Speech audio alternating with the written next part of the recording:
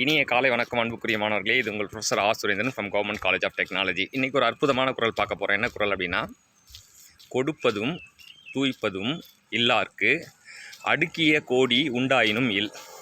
கொடுப்பதும் தூய்ப்பதும் இல்லார்க்கு அடுக்கிய கோடி உண்டாயினும் இல்.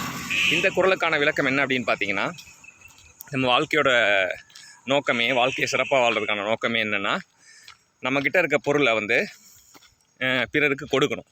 நம்மக்கிட்ட இருக்க அறிவை பிறருக்கு கொடுக்கணும்.